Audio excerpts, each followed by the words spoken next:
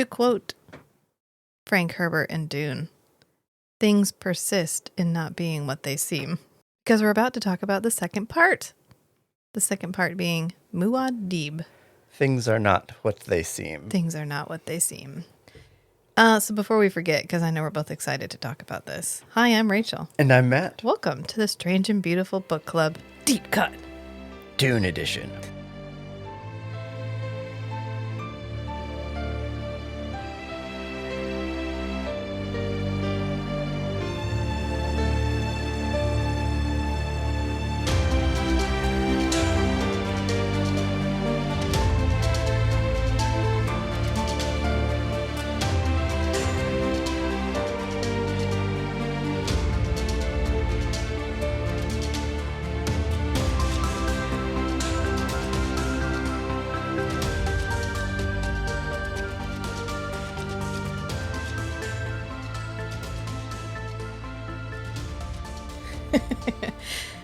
So if the entire first book was dedicated to introducing the players, giving us a character sheet for each player, and establishing the world in which we're operating, the level of intensity and subtlety and nuance that we're working with, the entire second book is where do all of our key players end up?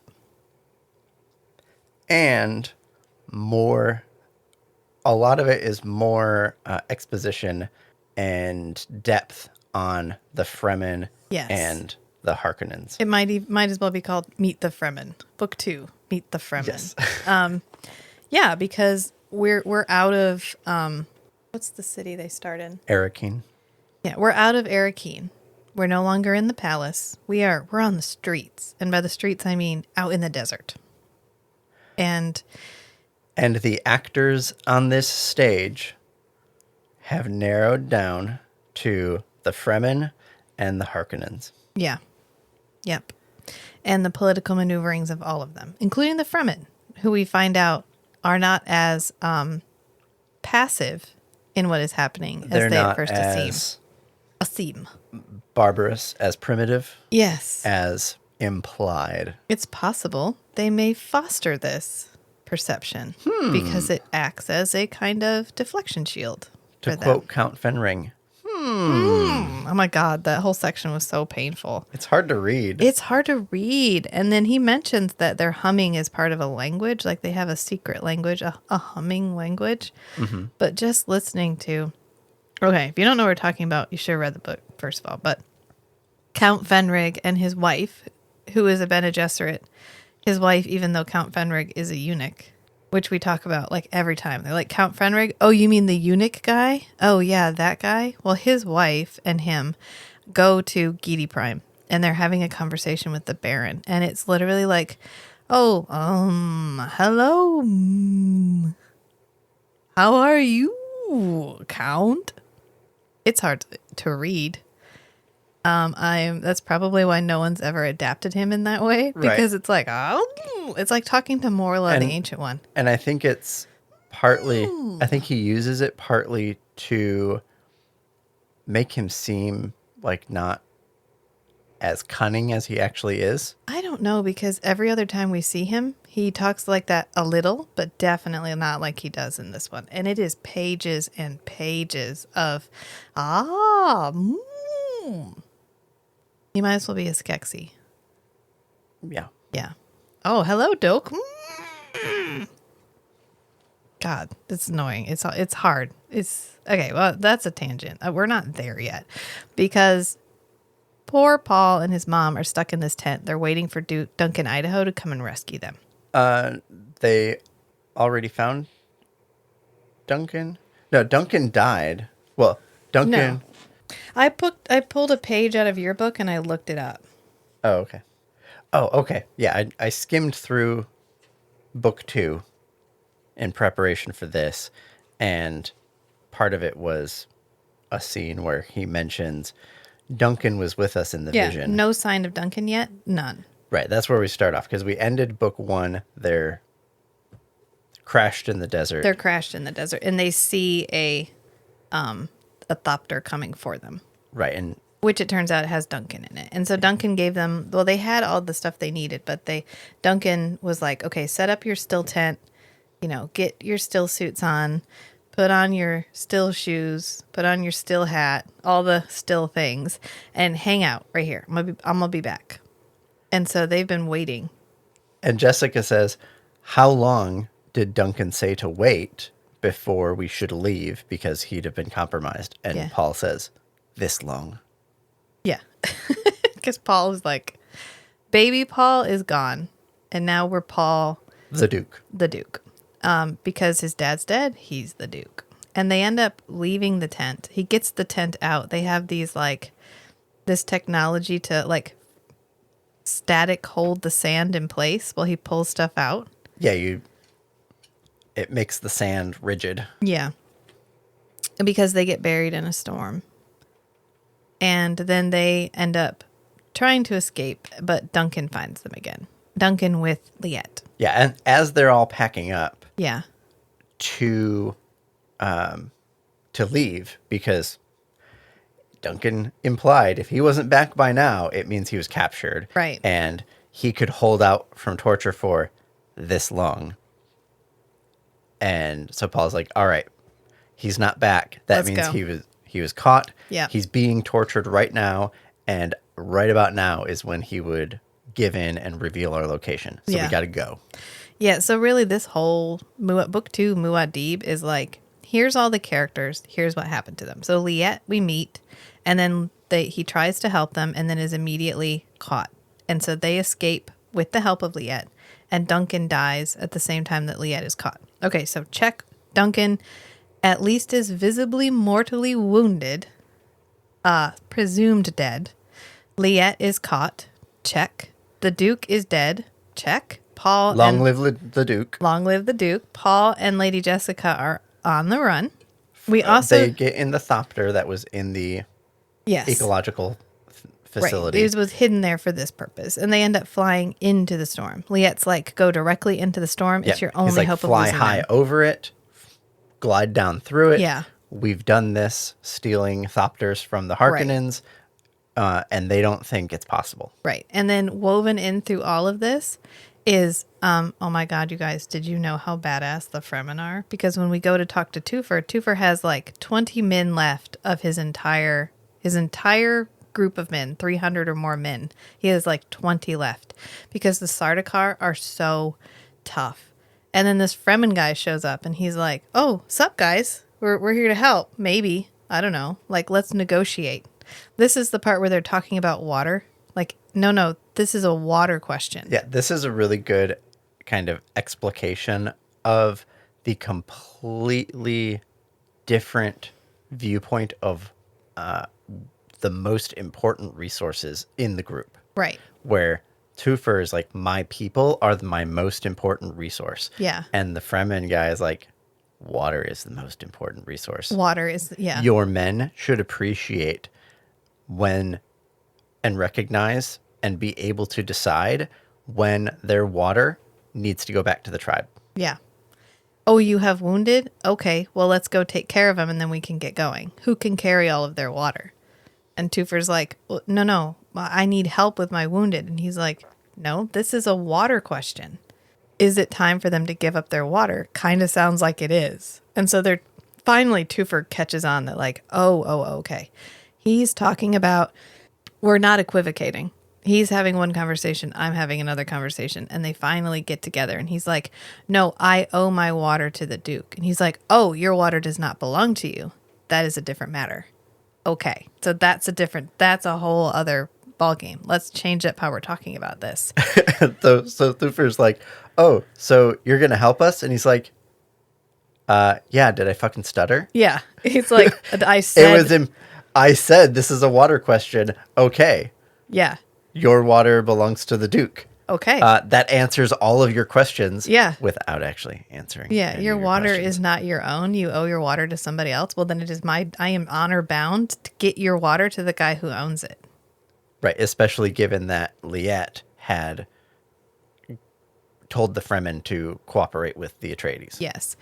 And this is when he's talking about the Sardaukar, and they're like, well, have you encountered any Sardaukar? And he was like, oh, those dudes? Yeah. Oh, yeah, it's been great. We're having an awesome time Yeah. fighting the Sardaukar. It's like, wow, they're really good fighters. Yeah. This has been This has really been- entertaining. Yeah, they killed a couple of us, but they were kind of dumb anyway, so it's fine. Like, any It was a bit reason- of a challenge.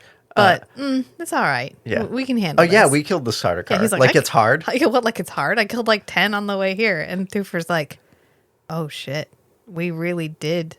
We guessed it right. They are desert power. Because the Sardaukar, who are the most feared force in the entire world, in the entire Galaxy. the Fremen are like, oh, yeah, those dudes? Pfft, whatever. No problem. But then they get attacked. And this is when Tufir gets kidnapped. Taken prisoner by the Harkonnen. Everybody else dies. Tufir gets taken prisoner. And Tufir's ultimate destination is he's going to work with the Harkonnens. And we get kind of a discussion with the Baron where he's like, okay, give Tufir this poison. Don't tell him. Feed him the antidote every day. And that way, if he ever betrays us, he dies. Sold. Easy. He's like, I needed a Mentat. Tufir's a Mentat. This sounds like a great idea. Let's do this. And Tufir is really doing this because he believes that the Lady Jessica betrayed the Atreides. And so he is hoping that he will be able to get revenge for the Atreides, and his desire for revenge outweighs his hatred of the Harkonnens. Because everybody that the Duke surrounded himself with have a history with the Harkonnens. Tufir does, Gurney does, all of them do. And then we go to Gurney because Gurney got abandoned. I mean, nobody helped Gurney out. Gurney had to help himself out. And he's gotten out, and now he goes and talks to the smugglers. Yeah, Gurney had been the one that went and made contact with the smugglers. Anyway, yeah. And brought the one smuggler to the big complicated dinner. The dinner scene. And so he knows this guy because he knew his dad. And this guy's dad died in the attack. But we have a whole like, all right, my loyalty is with like my people and my money and my company. And if you can get behind that, Gurney Halleck, you can come and work with me. You're a cool dude. I like you. You can come work for us if you want to. We'll protect you. We'll help you. And he's like, just so you know, eventually I'm going to use this as a way to like kill the Baron. And the smuggler's like, that sounds like your business. I'm not really interested in it. As long as you're working for me while you're working for me, sold. So now we know where Tufir goes. We know where Gurney goes. We know what happened to Duncan, Idaho. And really the only people that we have to sort of... And we know what happened to Yui. Yeah, well, we know what happened to Yui. And we know what happened to the Duke. So the only players in the game that are left is Jessica and Paul, who are currently presumed missing. And then we go and talk to the Baron Harkonnen a lot. For the whole first section, we got a little bit of Baron. We get a lot of Baron in book 2. More so even than in book 3. And the Baron, we're really talking about like his ultimate goal. What is he trying to achieve? He had Dune. He voluntarily relinquished Dune in order to move Leto out of his place of power so that he could crush him. And in cooperation with the Emperor. Hoping, I think, that the cooperation with the Emperor would give him leverage over the Emperor. Right, because the Landsraad has enough authority, enough clout, that if they all go together, they could take the Emperor down.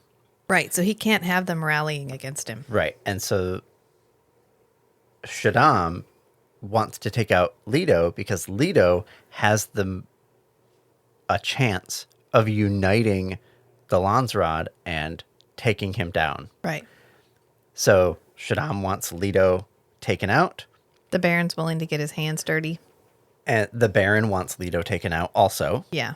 Because they have this Canley feud vendetta thing. And so they decide to work together. So Shaddam commits like huge numbers of Sardaukar, which are exclusively Imperial Troops. Combat resources. Yes. That are identifiable, easily identifiable. If they wear their uniforms. If they wear their uniforms. Yeah. Or if you pay attention. And in the way they fight. Yeah. And so, but at the Landsrod, the convention, the Great Convention, would rebel against Shaddam if they found out Shaddam was committing Sardaukar. Yeah, if he was to attack one of them. actively working against one of the houses. And so they explain that that's the greatest fear of each great house. Yeah. Is that Shaddam will send Sardaukar against each of them individually and wipe them out. And if they find out that Shaddam did that, that'd be the end for Shaddam. Yeah. So that's the leverage that Harkonnen gets on Shaddam, is that he thinks, is like, oh, I can blackmail him with this. Yeah. Because if he doesn't go along with what I want to do, I will let everybody else in the great houses know that Shaddam gave me, 10 legions of Sardaukar to take out Atreides. Right. And so what we see a lot in this is the political maneuvering around that. Because when Count Fenrig comes to see him on Gady Prime, that's what the Baron wants to talk about. He's like, so what's the Emperor going to give me to keep me silent? And Count Fenrig's like, silence about what? What happened? What would you talk about, Baron? And the Baron's like, the Sardaukar that he gave me. And the Count's like, oh, that's a horrible accusation. I can't believe you would say something like that. I can't believe you would say something like that. And the Baron is like, shit. Because he got played. Yeah, and he didn't prepare by, I guess, taking evidence, verifiable evidence that he could prove to everybody that the Emperor gave him Sardaukar. Right. So now the Baron's like, well, shit. Well, shit. He's actually in a far more precarious position than he was before. Because he worked against another member of the Landsrod, and he got away with it. And now nobody's going to trust him at all. Right. For any reason. One of his objectives with this whole strategy was to intimidate the other great houses. Yeah. So that they wouldn't act against him. Okay, it worked. But he also doesn't have leverage over Shaddam. Right. So now he's isolated himself. He's ostracized himself from the rest of the great houses. And now the Emperor has some reason to take out the Baron too. Right. Because the Baron is the only one that knows that there were, about the Sardaukar agreement. Yeah. And literally the only reason nobody has ever acted against the Baron until this point is because of his control over the spice. Because he who controls the spice controls the universe. And at the moment, the Baron controls the spice. But only if he can keep it coming from Arrakis in the quantities that everyone wants it coming off of Arrakis. And right now, it's not. Everything's in shambles. He needs to reestablish order and start up the spice flow as soon as possible because it cost 50 years of the full output of Arrakis. Yeah, to get that many Sardaukar troops to the planet. Yeah. Because the guild charges exorbitantly higher rates for troop transport versus regular transport. Right, because it's a way of controlling the amount of conflict in the universe, in everything that happens. But yeah, this was an exorbitantly expensive venture to get Leto out of the way. And the Baron really thought he was going to benefit more from this. And now he has to maneuver things so that he still will. Right. So now that this gambit is done, the Baron needs to get back right away, squeezing as much money out of Arrakis as possible. Right. And he has a two-pronged plan for that, which I think is really interesting. Yes. This is where we start to see a lot of his cunning and depth as a character. Yeah. Preparing and securing his legacy. Right. Because he has Raban, who everybody calls the Beast Raban. We get no context for this. They're just like, oh, you mean the Beast Raban? And they do describe him a little bit as similar in form to the Baron, Yeah. in that he's fat. Yes. He is. Yes. And he's not pretty. Right. Yeah. Which is why we're supposed to be like, ooh, you can tell he's a bad guy. Because he's ugly. Okay. Yeah. I mean, I think it's important at this moment to pause and address some of the 1960s-ness of this book. Yes, it's very binary. We're really only talking in masculine and feminine terms. We're not talking on a spectrum. This is extremely whitewashed. I mean, everybody. Well, okay. Let's talk about the whole white savior narrative. Right. This book is a white savior narrative. Yes, 100%. But it is a white savior narrative that is a critique of white savior narratives. Yeah, it's a subversion of the trope. And the subversion of that trope is, oh yeah, here's what up front looks like a white savior narrative. But in the rest of the series, like I guess Dune, the first book, is a white savior story. Right. But the series of the 6 books completely undermines it. Yeah. Say, here's this white savior narrative that results in catastrophe. Yeah, and really just that the white savior narrative is just that. It's a story that everyone is told by the missionary protectiva, because that way they always have a role to fill. That the only reason this white savior is possible is because of brainwashing of the culture, because of the spread of a invented religion that would allow anyone coming onto the planet that had enough knowledge of what was seeded on this planet to take power. Right. Manipulation at a societal level. Right. The only reason the white savior exists is because of manipulation of the society at a very granular level. Great. Thank you, Frank Herbert, because this really could have just been, he's a hero. You can tell he's a hero because he's fulfilling all of these prophecies. Instead, he's like, yeah, he's fulfilling these prophecies, but that in and of itself is a malicious action. Because he is using deliberate manipulation of these people to deliberately manipulate these people to use them for his own ends. He becomes their savior figure. He becomes their messiah. He becomes their prophet, so that they will throw themselves at the Harkonnen for him. Right. And to Paul's credit, he's not like happy about it, but does he do it anyway? Yeah. Yep. He does it anyway. Who's the real bad guy? And he recognizes very early. Okay. In this whole story, yeah, Paul effectively is a pawn. Yeah. He recognizes fairly early, I think in this section, in book 2 of Dune, that the jihad is almost inevitable. Mm-hmm. And the jihad is a direct consequence of the mythology planted by the Missionaria Protectiva. It is the inevitable emergent outcome of the kind of mythology that they planted here. Yes. And Paul recognizes that if he dies here, it's still going to happen. Right. If he lives here, it's still going to happen. Yep. And so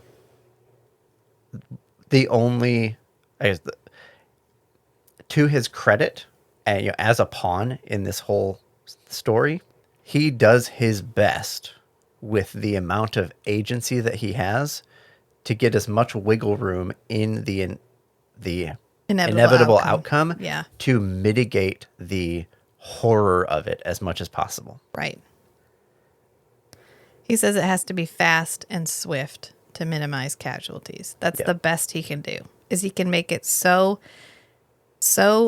precipitous and so brutal that it happens immediately, it happens effectively, and then it's finished. And so we don't... any conflict any conflict where people are going to be hurt, he shows up, his people show up with such overwhelming force that there are a minimum of casualties and then immediate surrender. Yeah. And just like Canley is designed to minimize danger to bystanders, Yeah. that's basically Paul's goal with the whole jihad thing that happens in the next few books. Yeah. Yep. And so we talked about the two-pronged thing that Baron Harkonnen is trying to manipulate here. And one of those is the Beast Raban. And so he's going to send the Beast Raban to Arrakis to squeeze as much as can possibly be squeezed. He's supposed to terrorize the population. Knowing he has a tendency towards violence, he gives him free rein. He doesn't explicitly tell him to torture the population. So that he can maintain actual deniability. Right, because you have to maintain actual deniability, but he tacitly tells him, no reins. You do what you want. You have to meet your quotas. You meet the quota. I don't care what you do as long as you meet the quota. And this plan was always his plan. Yeah. Because he knows that a populace that admires its leader is easier to control, right, than one that you're controlling with fear. Right. There's fear, but then there's also fear and respect. Right. And so he wants long term to have Arrakis led by somebody who the people don't actively hate and despise to their core. Right. So he was going to give Arrakis as a fief, whatever, Yeah. to Piter. And then he was going to let Piter grind them down for a while and then send in Fade. his favorite nephew. Yeah, his Fade Rautha. chosen successor. His Baron. Yeah. And we meet more of Fade. We get a little bit of Raban. Mostly it's the Baron being like, were you dropped at birth? Like, what is wrong with you? Right. We get the scenes with the Baron and Raban, and he's kind of like dropping a bunch of hints about his plans and seeing if Raban can pick up what he's dropping out. Yeah. And come to some conclusions. Right. And he's not. He's absolutely not. No. Raban's like, okay, sounds good. And he's like, no.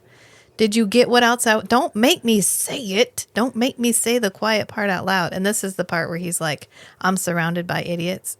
They're such chickens. If I threw out sand and told them it was grain, they'd peck at it. He's like, why am I surrounded by idiots? I mean, is the Baron always the smartest person in the room? Maybe not. Does the Baron always believe he is the smartest person in the room? Yes. Is he the smartest person in the room? Most of the time. Most of the time. But is that because he only lets stupid people into the room? That's a very good observation. Also, most of the time he's the only person in the room. Right. Because he's a lonely person. Because he's driven everybody else away. Which is a side effect of being like literally a psychopath. Right. Or I guess he's a sociopath. He's a sociopath, he can mask a bit.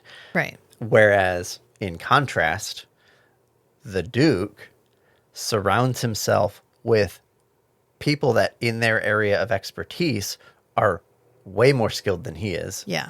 And he trusts them. Yes. And he's able to accomplish a lot more than the Baron. Yeah. With less work. Which is very much what Duke Paul emulates. Right. But this is where Fade has that battle with the slave, where he's supposed to be drugged. He's supposed to have gotten that drug that turns his skin orange so that he'll be like easy to beat. Make him a berserker. Yeah. This is a old Roman Colosseum style thing where he's supposed to be killing his 100th slave in the arena. To prove his prowess as a leader. Right. Except this guy's drugged. The game's rigged. The game is rigged. The points are made up and the game doesn't matter. Except this guy is not drugged and Fade knows it. And he's been given a shield, but the shield only works on part of his body. And he has been given a code word. He's been like programmed with a code word that will make him hesitate just in case. And so he fights this guy, and it's kind of metaphorical, where it's like they think they're fighting an opponent who they have crippled and that it will make the victory easy. But he didn't realize the strength of the loyalty that the Atreides command. The strength of the human spirit. Because this guy is an Atreides soldier, and he's literally carved the Atreides symbol into his skin. Or the eagle? I think it's a hawk. He's carved it into his skin with a knife. And so Fade is so that like, everybody will know who he is. yeah. So Fade's like, oh shit, I didn't realize that. So that's this is a little hardcore. bit like they thought they'd won. They really thought victory was absolutely assured. But is it? Is it possible for absolute loyalty and true devotion to overcome the rigged game? That's the question this is posing to us as the reader for the rest of everything. And this is also a moment for Count Fenrig's wife to seduce Fade Rautha and get a baby out of it. So at least they'll have that bloodline if they need it. Right, because the Bene Gesserit recognized that, oh shit. Yeah. Duke Leto was the bloodline we needed to preserve. We had the Harkonnen bloodline and the Atreides bloodline. And these two houses are both like the most powerful of the great houses. And is that because the leaders of these houses are the culmination of thousands of years of this selective breeding program to make like a superhuman? Right. Maybe. But either way, we have these two bloodlines that, are the most powerful houses because they are so powerful and so competent. They're safe. Right. Nobody's going to kill them. So the Bene Gesserit are like, okay, cool. We got these two bloodlines. Now we just need to connect these two bloodlines. Right. Okay. We're doing good. Jessica had a son. Well, shit. That mixes up our plan a little bit, but we can work with this. It'll just delay it by one generation. Yeah, it's fine. We just need to get a daughter on the Harkonnen side. And then we can get this back together. Yeah. But then Paul is assumed dead. Yeah. And so the Bene Gesserit are like, well, shit. If the Atreides, probably considered more powerful than the Harkonnens, if the Atreides can be wiped out like this, and that was, half of our entire, breeding line that's required for this whole program to work, what about the Harkonnens? Yeah, we need to cache this. How are we We need going? a backup. Yes, we need a backup. We need a backup. So we didn't do that that's for the why other ones. Fenring is here. Yeah. Yeah, he's here to talk to the Baron and let him know that the Emperor still thinks he's pretty much an insect that should be squished under his boot, because the Baron really thought now they were going to be on an equal playing field, and sorry, psych, not fucking happening. And also to get a little bit of Harkonnen DNA so we can keep that if we need it for later. Which it now falls on me to mention that the Lady Jessica is the Baron Harkonnen's daughter. And the Bene Gesserit know this. Which makes Paul his grandson. Yes. So if Paul had been a woman and had been married to Fade Rautha, that would have been two first cousins marrying each other. But I think their intention there was a concentration. I guess I'm just pointing out that's awfully close, which they mentioned that sometimes the reason that the Bene Gesserit don't know who their parents are, is because they may be asked to partner with someone who is directly related to them, and they don't want that to create any cognitive dissonance. So the easiest way to get around that is to just concentrate not know. the genetic line. Sometimes you have to. Yeah, sometimes you got to do a little incest. Yeah, if you want to move your eugenics program forward. Yeah. And now we finally get introduced to the Fremen as actual characters. We've had the nebulous Fremen. We've had we don't know where they live. We don't know how they live. We don't know how many of them there are. Oh, maybe there's only a few. Maybe there's millions. But now we're finally like, okay, here's a face. Now we're going to give the Fremen a face. And that first one that we meet, really, is Stilgar. And as much as I love Gurney Halleck, I think I love Stilgar more.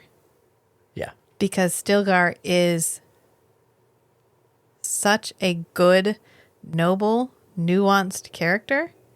And the whole Fremen culture is just the antithesis of the Landsraad culture. Because as much as it's about subtlety there and subterfuge and manipulation, here it is like, we don't have time for that. Wasting your breath wastes water. So let's just say what we mean. And it's the Fremen culture is almost a refinement of what Duke Leto Atreides was raising Paul to be. Right. Which is just super honorable, super practical, right, and hyper competent. Right. Whereas the entire rest of the like elite society in this galaxy is all about like selfish manipulation of everyone else for your own benefit. Right. And lots of hedonism and just flaunting your riches. Duke Leto wanted to do something different. Yeah, your water belongs to the tribe. Right. Yeah. And so I think that's why Paul was such a like good fit with the Fremen. Right. Is because most of the underlying values between the Atreides household and the Fremen culture are exactly the same. Right. It's just the practices that are different. Right. We don't do poison because if I'm going to kill you, I'm going to kill you to your face. I'm going to call you out and we're going to do this. And so Paul doesn't have to completely reform large sections of his personality to fit in with the Fremen and get the gist of what's going on.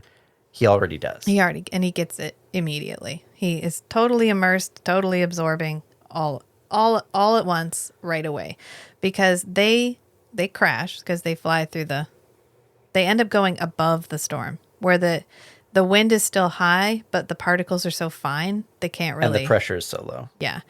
And so they crash and they end up trying to just travel. They're just trying to get outside the belt where the Harkonnen patrols might be. And they end up falling in with a group of Fremen. And this is Sietch Tabir. Isn't it Tabir? Tabir or Tabor. Yeah, is the one that Stilgar is the head of. So they're kind of autonomous groups of Fremen. And they are all in like a loose coalition, kind of like the Iroquois nation used to be. So before we came here, the native tribes in North America many of them were part of like a group. They were autonomous tribes, but they were part of the Iroquois But they nation. were cooperative. Yeah, they were cooperative. So that's what we have, cooperative, but autonomous tribes. Semi-nomadic groups. Yeah. And Stilgar is the leader of this one. And immediately Stilgar's like, nah, let's just kill them and take their water. Well, he says, the boy, I made a promise. To Liette, yes. To Liette. I would keep the boy. But she's too old to learn our ways. She will just slow us down and hold us back. Yeah. And so the Lady Jessica's like, oh, you thought. And so she bests Stilgar immediately. In hand-to-hand combat. Yeah. Well, Paul's like, peace, and he dips. He like knocks over Jamis, and takes his gun. It's really a gun. And then he heads up, and he's like waiting above, like sniper position, for his mom to work this out. Yeah. And then we have our first, like, okay, all right, this is a fulcrum moment. Everything hinges on this moment. If Lady Jessica cannot talk her way out of this, she's going to die, and Paul will be all alone. And Paul doesn't know enough about the Missionaria Protectiva to make use of it. Yeah. And, secure his position. Right. So I got to be the one that talks my way through this. And so she does. She convinces him. She's like, did you like how I did that? I could teach you all how to do that. The weirding way. I could teach you the weirding way. And they're like, oh, okay, yeah, it's cool. Why didn't you just lead with that? You could have just said, I'm a total badass. And we would have been like, fuck yes. And let you join the group. Right. Right. And from his perspective, he's like, she doesn't have anything of value to add Yeah. to our siege. So, get rid of her. Bye, Felicia. And the boy, I made a promise, and he shows potential. That's all right. Okay, Yeah. cool. I can put up with that amount of inconvenience. But really, all she had to do is explain the value that she could bring. Yeah. And he's like, oh, that's all you like. I was only. It's not personal, Right. Jessica. I was only going to have you killed and take your water. For practical reasons. Right. You just had to lead with the fact that But you if were you, like cool. If you said, hey, I can teach you how to fight in a way that will make you literally unstoppable. Oh, okay. Yeah. You come sold. along too. I can put up with the inconvenience of, this. Yeah, we can teach you the way of the sand if you can teach us this way of the. Yeah. Of now the now there's an exchange of value for value. Right. Which they're like, hell yeah. Oh, go ahead, son. You can come down. And Paul doesn't move. And finally, Jessica's like, it's okay, Paul. You can come down. And that's when he comes down. And we find out And that... Chani's already snuck up on him. Yeah. We find out Chani's just been up there like, yeah, I wasn't going to let you kill anybody in my tribe. Sorry, son. And he's like, oh, my God. Chani. Yes. Which... She's as hot as I dreamed her. Yes. Just like we led with, hey, guys, I know you're just starting this story. Yui is the traitor. Yeah. Do with that what you will. We've also been leading with, oh, yeah, Paul, he's going to end up with Chani. Yeah, Chani and him, they're going to hook up. They're going to be an item. It's going to be a, real, substantial relationship. Yeah. But they haven't met yet. Right. And so he sees her, and he has literally years of these, prophetic dreams. He's known her. And he just had that awakening moment where he sees the landscape of the future and all of the time that he would spend with Chani and how important she would be to him personally and to the whole tribe. And then he sees her and he's like, whoa. And Chani's like, who's this fucking skinny kid? I know. What's up? What's up, man boy? That's what they're like, what's up, boy man? City boy. City boy. You think you're going to get with this? Nice try. Yeah, right. And then we cut to Liette because poor Liette has been captured. This is a really good scene. Yeah, and the Baron Harkonnen's like, well, he worked with the Atreides, we got to kill him. And they were like, well, you can't kill him because he works for the Emperor. He doesn't work for us. Of course he cooperated with the Atreides because he was in charge. He was the overseer. Yeah. For the handoff. Right. He was supposed to be cooperating. We can't just kill him. And the Baron's like, well, we're not going to kill him. He's going to have an accident.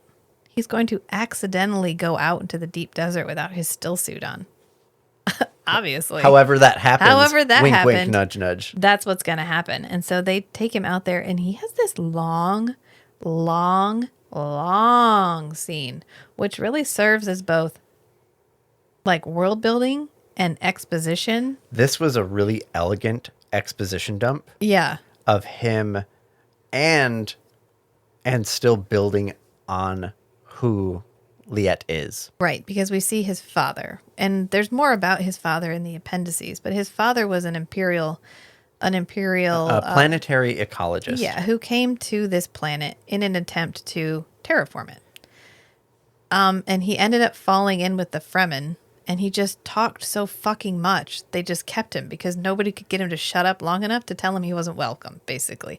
And so Liette is the product of this man and a Fremen woman. And so Liette is seeing his father, and his father is telling, pontificating to us, the reader, and to Liette about his plans and how Arrakis could be changed. And a really deep understanding of the culture of the Fremen, and we get a sense from later in the book and from the appendices that until Liet's dad came, I forget what his name was. The We'll just call him Liet's dad. Yeah, Liet's dad. Until Liet's dad came to Arrakis, the Fremen were just surviving and fighting the Harkonnens. And that was their, like, purpose in life. But Liet's dad gave them a vision. Pardot kinds. Hardot? Pardot. P-A-R-D-O-T. Okay. Pardot. Or maybe Pardo? Pardo kinds. Yeah. There's a bunch of Liet's dad. French references. Yeah. So I'm going to say Pardo. Pardo. Okay. So Pardo came to Arrakis, and he's like, I need to actually be out in the wild to get a better feel for what would have to be done to actually transform this world, to actually terraform this world. And the people who are there who would like get me access to that are the Fremen. So this is my purpose, is to terraform this planet,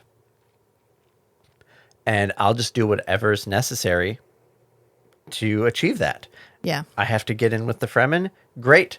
I will be a Fremen. And so he does, and he takes a Fremen wife, and he teaches them all kinds of stuff. He teaches them. He comes up with an entire new, like, written language to help teach them about all the ecology stuff. About the moisture reclamation stuff. Yeah. Yeah. And gives their entire culture a larger purpose.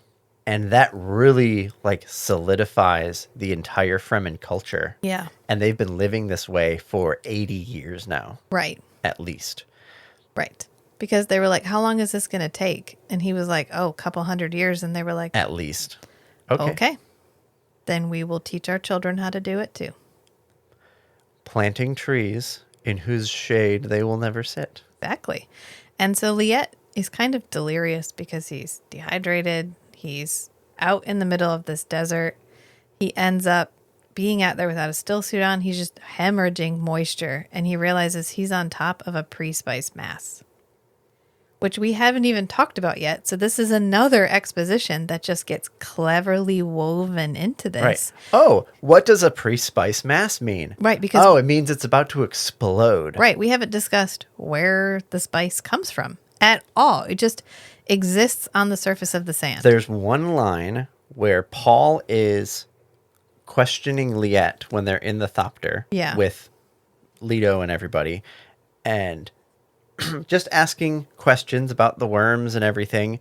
And he basically says, oh, so what's the connection between the worms and the spice? And Liet's like, shit, I can't. There's a... I'm sorry. Wow, complex ecosystems have lots of interconnections. Yep, and that's... couldn't say. Don't know. Yeah, I don't know. Bless the maker and his water. Bless a his lot passing. of the it's May like his passing cleanse the world. A lot of the details are unknown. Yeah. And Paul's like, my mother's level of truth sense would say that's true, but I'm picking up some bullshit here. Yeah, there's some bullshit. There's some... What's he hiding? Yeah. Yep.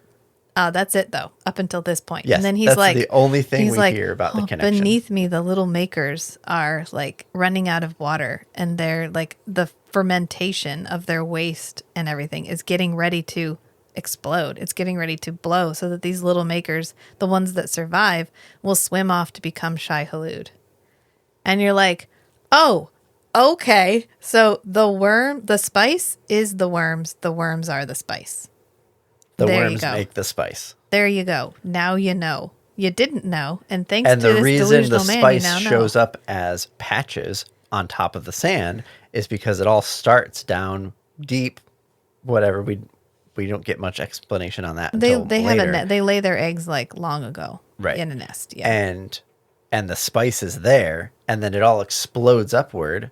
And when everything falls back down, the spice is on top. Yep. And that's where the spice patches come from. Right. And that's how Liette dies. So we get all this beautiful little exposition. This Yeah, he gets really buried in the cool sand. just deftly included exposition. And we get this really good line from Pardo. You read it just a minute ago. Oh, yeah. Because he's talking about the boy. Why did you help the boy? He's like, well, because he's the Lisan al-Gaib. He's the voice from the outer world. He will save us. And Pardo says, there's no more terrible disaster that could befall your people than for them to fall in the hands of a hero. Which is heavy foreshadowing. I mean, right there. Nail on the head. Pardo's that is the start you have of made a the mistake. like white savior critique. Yeah. That this whole story is. Yeah. There's literally nothing worse that could happen than for them to find their Messiah. Yep. So we'll just leave you with that. And then we move on. We go back. I mean, we were jumping around quite a bit because there's a lot of characters that we're juggling just consistently. But what's happening in Paul land right now is they've wormed their way into a temporary truce. They're not really a part of the group, but they're not a part of the group anymore. And this is when Jamis is like, I invoke the right of Amtal. Because there's all this chatter Yeah. amongst the Fremen about Paul and Jessica being the ones who are going to fulfill this prophecy. Right.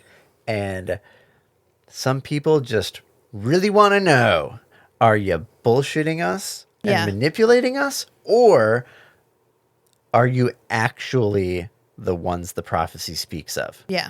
And Stilgar's like, let's wait until we get back home. We'll take care of all this ritual stuff. We'll take care of all the particulars when we get there. But spending time on it now is a distraction. And the Harkonnens are on high alert. And we need a dip. And we need to GTFO. Yeah. But Jamis is a little hot-headed and impulsive. Yeah. And he really needs to make some headway on this uncertainty. Plus, he just got disarmed by this boy man. And so he's got to reclaim his honor. Not only is he hot-headed and impulsive, It's he's an also honor proud. culture. Yeah, it's an honor culture. So he's like, sorry, but you got to fight me now. And so Paul is like, all right. Okay. And he's having one of these like prescient visions, and Yeah. he's like, Jessica sees him and she's like, why? He's so quiet. What's wrong? Yeah, he's sifting through futures. Is he worried about the outcome of this fight? Right. Because he could totally take this guy, no problem. But what was happening here? And she notices that her son seems to be in some distress, but she can't go help him. No. Because Stilgar's like, nope. She tries to use the voice, and Stilgar's like, no fucking way. Yeah. Do it again, see what happens. I'm not a fool. Try that again, and like these 20 Fremen around you are all going to kill you at the same time. You won't be able to stop them. Right. Can you enchant all of us at the same time? I don't fucking think so. And so Paul's like, it's fine, Mom. Like, I got this. It's cool. Like, I've seen how this ends. It doesn't always end good for me, but it kind of mostly does. Well, So it's going to be fine. He doesn't have a chance to communicate any of that. Right. He's just sulking around. He's walking around really sullen, like very inward focused. And then he just starts taking off his clothes, and she's like, well, crap. Here we go. Like, I've been working so hard to save him, and all of this like ability and influence that I've cultivated to maintain this environment to keep my son alive. Yeah. I've lost it all. And I just hope that all the work that I've put into preparing him makes him capable of taking care of himself in this situation. Yep. I got to just hope. It works out. Although I do like the part where where Paul mentions that, like, I'm actually not as good as this guy only because I have trained against fighting people wearing shields. Right. So my stabs are all like slow or delayed. I have to consciously force myself to move quickly. Every other part of the fighting, he's better than Jamis. Yeah. Because he's been trained by the best since he could walk, Yeah. but he has this reflex, this conditioning, so that when he stabs slower. Right. And so that's his main disadvantage. And so there's this big dramatic fight, and Stilgar's like, why is Paul toying with him? Like, this is a vain exercise. I'm disappointed that Paul is so like self-centered that he's just playing with Jameis and in a performative way to make himself look better. And Jessica's like, no, he's never killed anyone before. Yeah. The hesitation that you're observing as him just playing with an inferior fighter, it's hesitation because he doesn't want to kill this guy. Right. And he actually says, do you yield? And they're like, what? Fucking yield? I think you misunderstand, and Paul. this is when Stilgar's like, guys, he doesn't know our ways. Like, he just got here, okay? No, it ends with death. And so he does. He kills Jameis. And he is then entitled to his water, his wife, and his coffee service. Like, hot damn, I want to buy a nice enough coffee service that it becomes an heirloom item. Like, who's going to get mom's coffee service when she dies? And so they extract the water from the body because the flesh belongs to the person, but the water belongs to the tribe. So they put him in whatever, dehydrator. And they're all kind of standing around. They put his belongings all in of a his pile. belongings in a pile. And they're like, yeah, he was my friend. I'm going to take his boots and his shoes and that really nice knife I gave him that one time. And he's like, yeah, he was my friend. I'm going to take his. Well, one person stands up and does this, and then everybody looks at Paul. Yeah, and Paul like, doesn't do anything. And then the next person stands up and is like, I was a friend of Jameis, and I'm going to take this belonging. And then everybody looks at Paul. And Jessica is still kind of being held back. Yeah. If she goes up and tells him what to do, it would undermine his position. Right. So because he has now to he's just figure this out. He is on his own. He has to figure this out. And so he's finally like, okay, I was a friend of Jameis. And everybody's like, yay! You did it! And he's like, I'll take his balisette. Yep. And then he starts crying. And they're like, oh, he gives water to the dead. Oh, snap!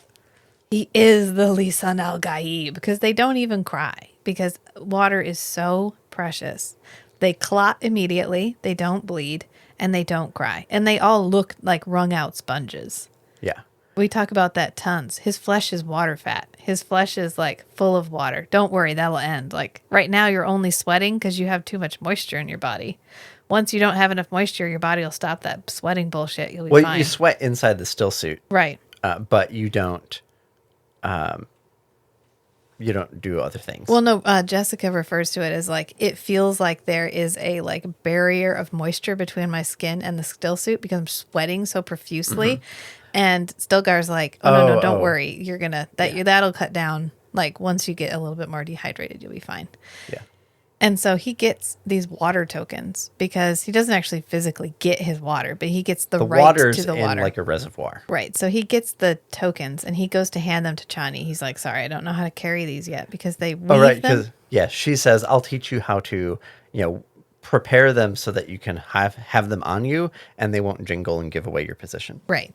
And so he's like, Chani, can you hold them in the meantime? And everyone's like, oh, snap. Oh, snap. And then again, Stilgar's like, guys, he just got here. He has absolutely no idea what he just did. And then Paul immediately realizes, oh, shit, it's a courtship thing. Oh, God, that's like I just asked her to marry me thing. Oh, so sorry. And then they take him down to like a moisture trap, like a reservoir, where they have all of this water. And they give him an exact measurement of how much water Jameis had.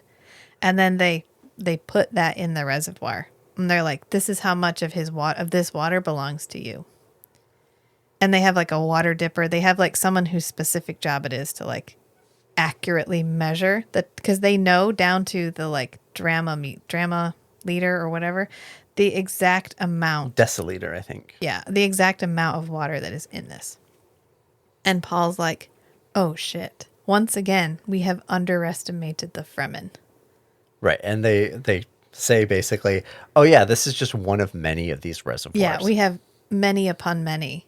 We have like, you can't even conceive of how many of these we have all over the face of Arrakis because we are preparing to change the face of Arrakis.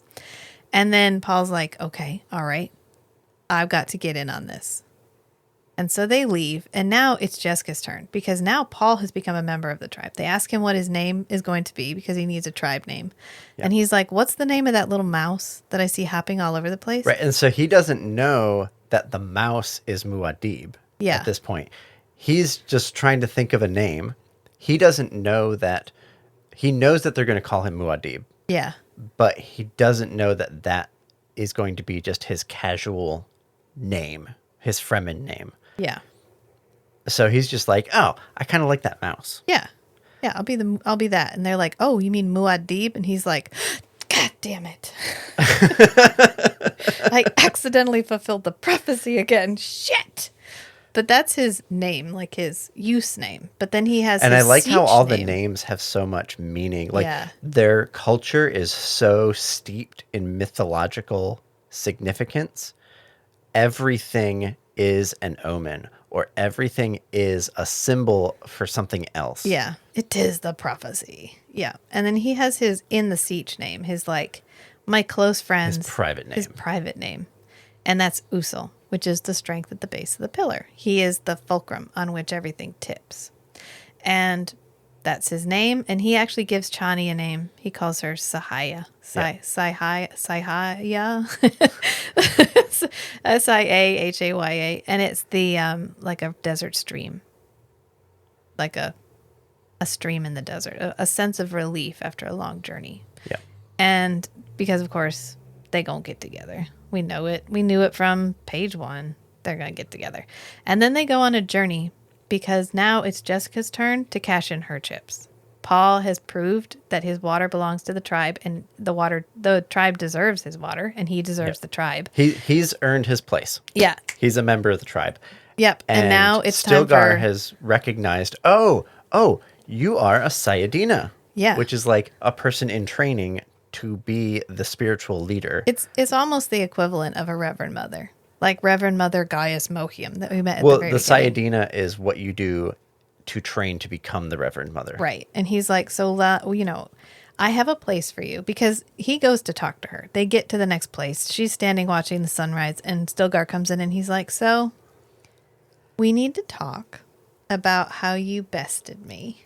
And she's like, oh, like, I didn't mean anything by that. I don't want to like run the tribe or anything. Oh, yeah. And he's like, well, there's a couple ways we can save face here. And she's like, oh, you want me to call you out? Yeah, you can call me out and finish it. For leadership of the tribe. And finish it. You can marry me. I mean, you're not bad looking, so you could marry me. Or you can become our Reverend Mother. Because our Reverend Mother is like old as shit. Well, they haven't gotten that far. Like, at this point, I don't even think they're back at Siege Tabor yet. Yeah. He's like, you can call me out. You can No, this is when they're me. on the journey. They're like, they're not quite there. Right, they're at a close enough stopover. that they can like, they'll make it tomorrow. And they could make it if they went a little further, but day is coming. They have to hide. And they're like, this is when he has his talk with her. That's like, I know. And she realizes he knows people are listening and he's having this conversation as much for their benefit as he is for her. Right. And he basically proposes a solution, which is you become Sayadina, you become the Reverend Mother. All you have to do is this one little thing. No big deal. No biggie. Gonna be easy. And then you get to be a part of our tribe too. And because you're like separate but equal, we don't have to fight each other. Right. It's separate roles, separation of responsibilities in the leadership of the tribe. I got the sense that he didn't convey to her ahead of time about becoming the Reverend Mother. No, because they take their culture for granted. He just says, you can call me out and take over leadership of the tribe. You can marry me, which might be fun. Yeah, could be fun.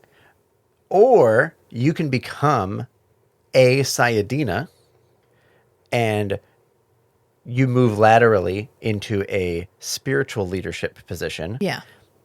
And she's like, okay, I'll be a Sayadina. And they know about Bene Gesserit, and they know that a lot of the Sayadina Reverend Mother stuff is parallel with the Bene Gesserit. And so she's already basically qualified to be a Sayadina. Yeah. And it's like that. So that would be like an easy move for her to do.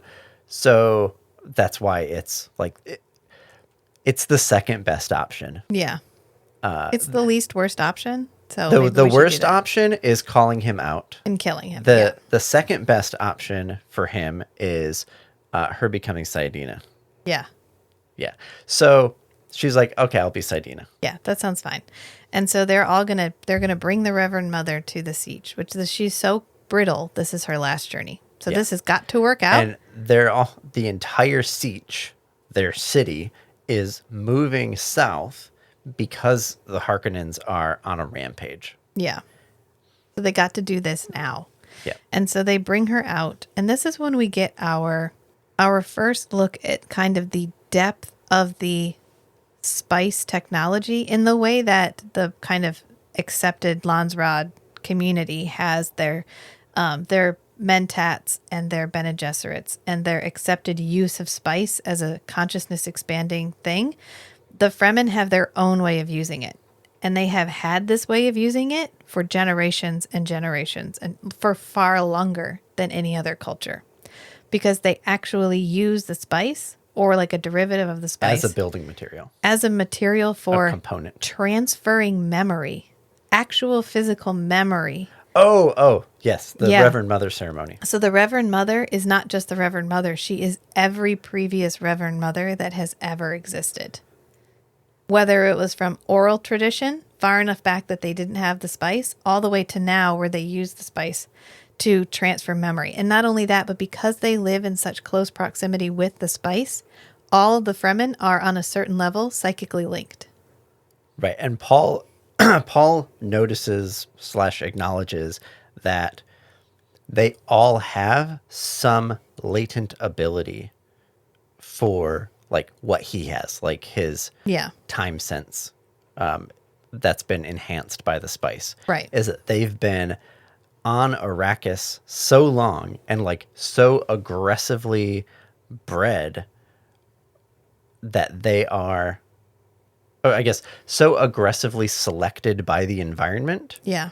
That they have literally like evolved, like adapted. Their biology has adapted to the environment so much that they are the equivalent of like force sensitive. Right. An entire planet of force sensitive people. Right. Yes. And so what Jessica ends up having to do is take in this water. And at this point, we don't know what this water is. It's this water that she has to that she's given. And she realizes it's a poison and she has to change it. It's a poison and a drug. Right. Because, once she changes it, it becomes a drug. So she changes it and and she gives them just a drop of this catalyst that she creates. And so she ends up changing all of that water. Right. She basically spits it back in. Yeah. And this is all dependent on I think Chani calls it like the inner awareness or something like that. She has to be able to identify the poison in her body. It's the body control that the Bene Gesserit have cultivated. This is something that the Mentats don't do. Right. This is something that's a skill that's specific to the Bene Gesserit, where they are so in tune with their body, they are so aware of their body, and they are so in control of every aspect of how their body operates that she can inspect molecular structures using her body, and then, I need to change this molecule in this way. And Paul kind of explains it later when he does it, that he makes his body produce specific compounds to respond to it. Yeah. And change it. Right. And so... like an immune reaction. Yes. Like a forced immune reaction. Yes. And that immune reaction, in turn, changes all the water in these jugs. Right. It's a cascading reaction. Right. And it also is a concentrated dose of the spice, so it gets her way, way high.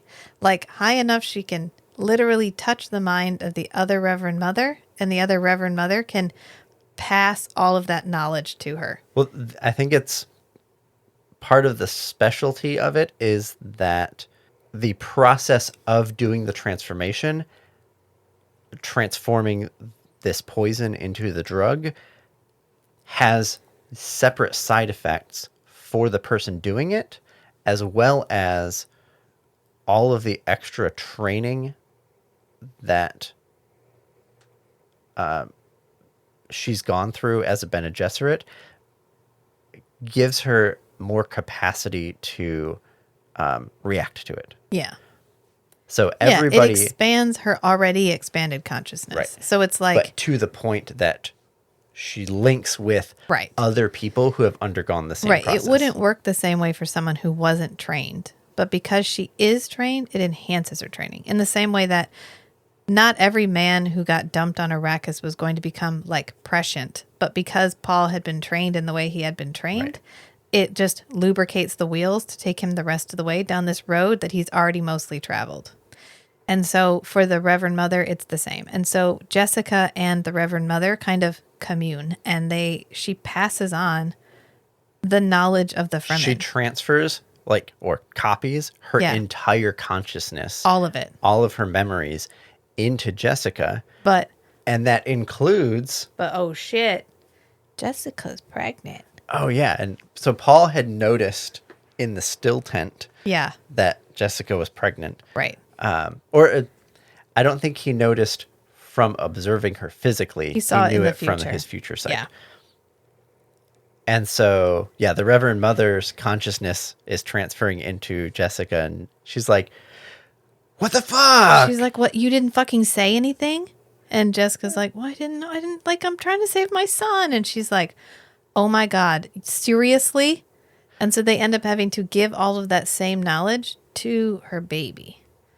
So that's how Alia gets what they call preborn. So she gets she's literally born with the total amount of knowledge that her mother has, which is the total And- amount of knowledge accumulated by the Fremen Reverend Mothers.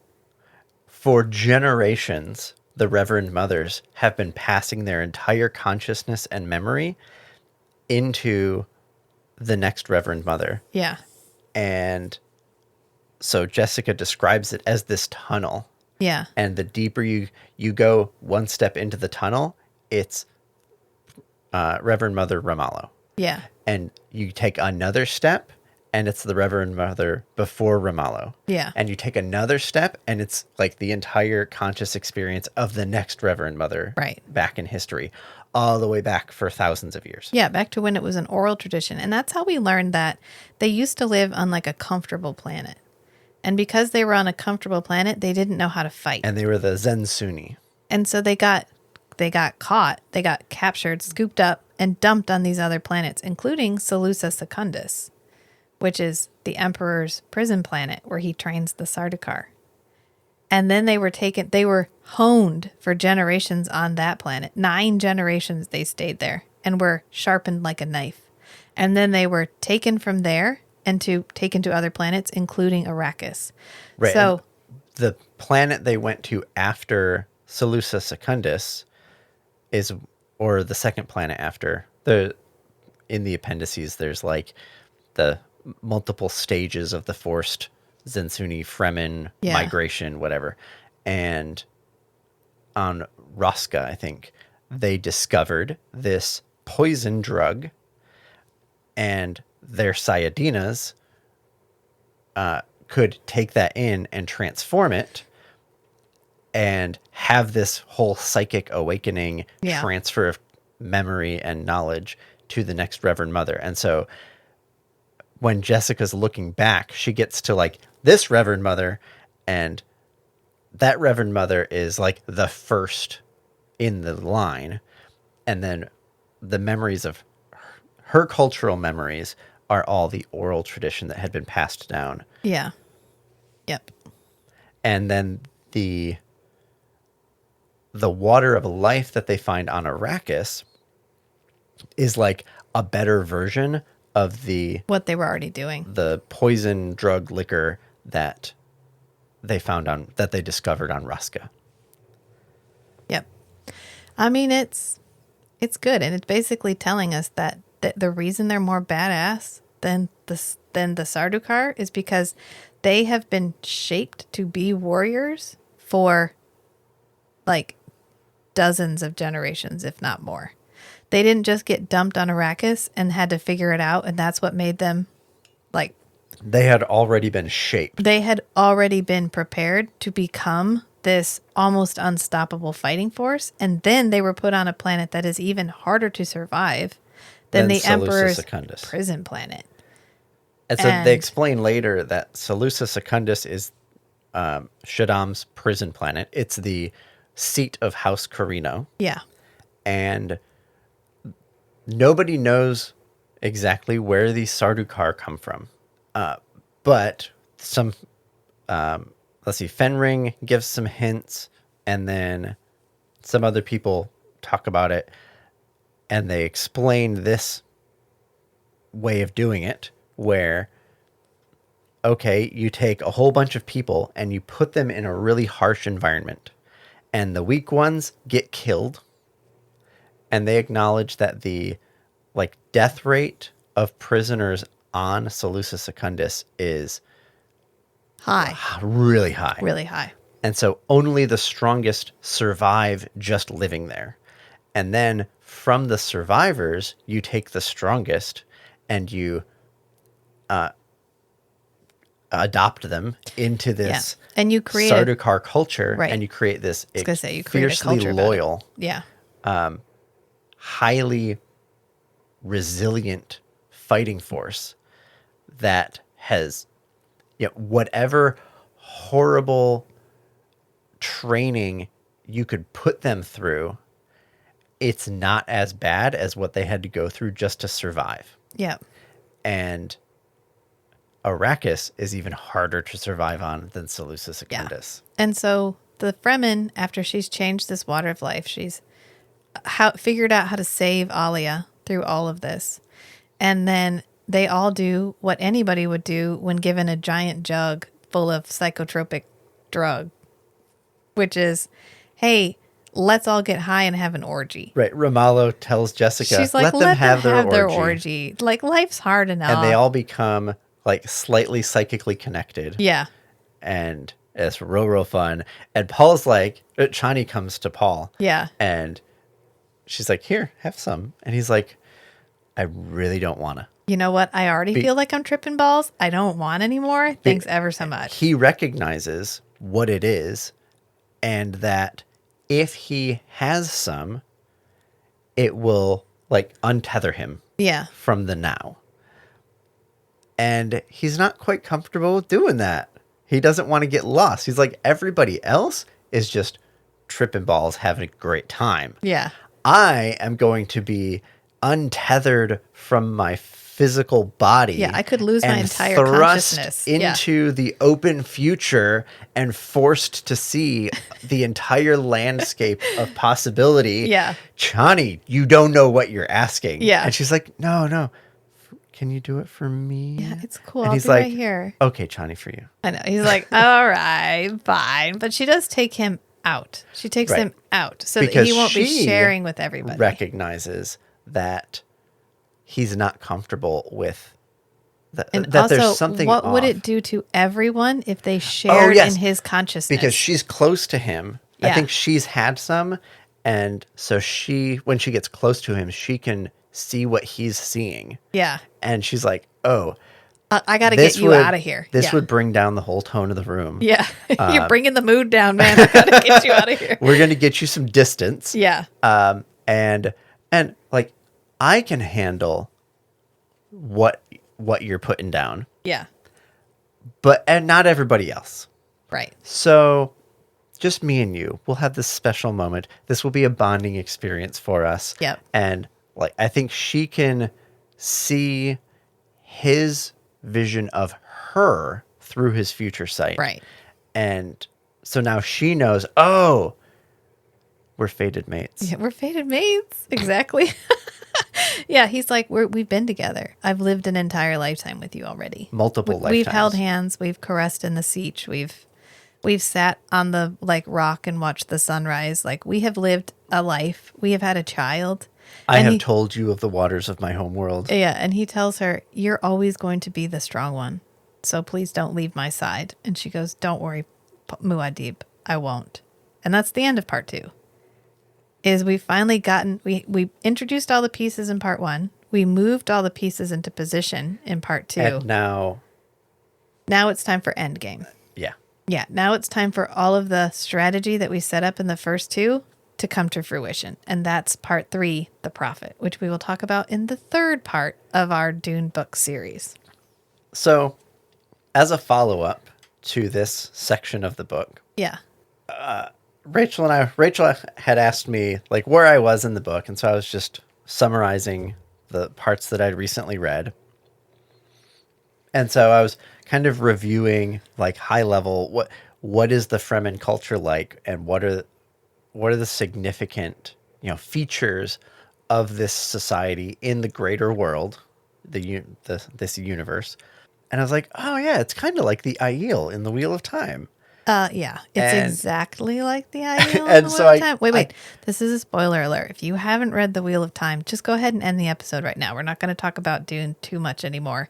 But this is a big spoiler for like a lot about what happens to the Aiel and where they came from. So get out while you still Yeah, can. we're not going to discuss anything else about Dune. Yeah. But I wanted to explicate this a little bit. Yeah. No, go for it. And just the number of parallels. So if you haven't read The Wheel of Time, you can just finish here, go to the next Right, episode. yes. But if you don't mind some spoilers about Wheel of Time, or you want to hear my I'm ready. my whole spiel on the similarities, keep listening. Mm-hmm. So you have this society that lives in the desert, and they're extremely well adapted to the desert physically and culturally.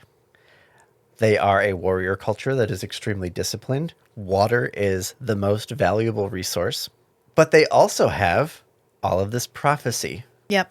about a person that will come and lead them into a revolution. A time of plenty. Yes. Right? Yeah. Yep. You mean the Fremen? We're talking about the Fremen, restore- right? He'll restore the waste, Yeah. the desert land into a vital growing place. And this entire culture was founded to be the personal army for this person that comes that will lead them to the promised land. And this person knows the mythology, knows the miracles that they have to fulfill. Yeah. He And will they- know their ways as if born to them. Oh no, the parallel is Yeah, Randall I gotcha. Thor. No, I get where you're going. I was just making a joke. Yeah, that okay. Randall Yeah. Thor is Paul Muad'Dib. Right. He has to Yeah. go through trials Yeah. where he experiences himself out of time and and learns the entire past of this culture. And then spoiler alert for the next Dune books, leads this purpose-built army honed over centuries to take over Millennia. hostile Honed over millennia. honed over millennia, Yeah. leading them to a hostile overthrowing of the entire rest of the continent or universe. Yeah. Yep. And they also came from a culture that was just a regular culture. Yeah, a peaceful culture in a soft land. Yeah. That then experienced trauma, to which their reaction was, no one will ever be able to do that to us again. Yeah, Yeah. yeah. And This is what I'm talking about. Frank Herbert shaped his genre. yeah, and Yeah, I very much so. realized, wow, I didn't realize how much Robert Jordan just lift and shift. Yeah. He was like, The just Fremen scratched out into the Fremen Aiel. and wrote Aiel. They over even top of have it. all of this Arabic reminiscent terminology, Yeah. language. Wow. Yep. Very, very accurate. It's the same way that, like, Tolkien effectively invented, like, elves and dwarves. The modern The way we see them representation now. of elves and dwarves. Yeah. The way we see them now is basically what he created. So, Yeah. And before that, there were lots of little folk. lots of mythology Yeah. about little people, elves and dwarves and whatever, but they were all different all across the world. Right. And he just made one interpretation of them that everybody was like, oh, this is on point. Yeah. This All is right. what we're going to run with. So for more pithy insights, please join us in part 3, The Prophet, which will be coming out next week. Maybe. Yeah. Okay. I don't know what the release schedule is. You don't have any part of this, so don't maybe me. I helped you You draw talk. out all the You did. You items in the You did. deep cut. You did. You show up, you talk, you and have a good time, and then you let me do all the rest of the work. It's fine. It's fine. It's fine. This is my full-time job. Yeah. As well, however you want to take that. This is what I do for fun, so it's fine. It's your hobby. It's my hobby. So yeah, this is the end of part 3 of the Part 2. Part 2. Sorry. You got me all off. Okay, let me start off. Over. So this is a wrap on part 2. So for more pithy commentary on Dune, please tune into part 3 of the Dune book, which will conclude the book, and then we'll be off to the races talking about all the movies, which I am absolutely stoked about because I did not know how absolutely off the rails Jodorowsky's Dune was going to be. And I now feel existential dread that I live in a world where it didn't come to fruition and I don't get to just go watch a 14-hour long Dune adaptation that has Salvador Dali. Dali in it. Padishah Emperor Shaddam IV. Yeah, so if you're intrigued by that, and I hope Mick you are. Jagger as Fade. Listen, save it for the pod. We're going to talk about that and more when we finally get to the adaptations. But we got one more part of Dune to get through. And I'm looking forward to talking about it because it's really where most of the action in the novel happens. Yep. So tune in next week and we'll be talking about that. Until next time, friends. Bye. Bye.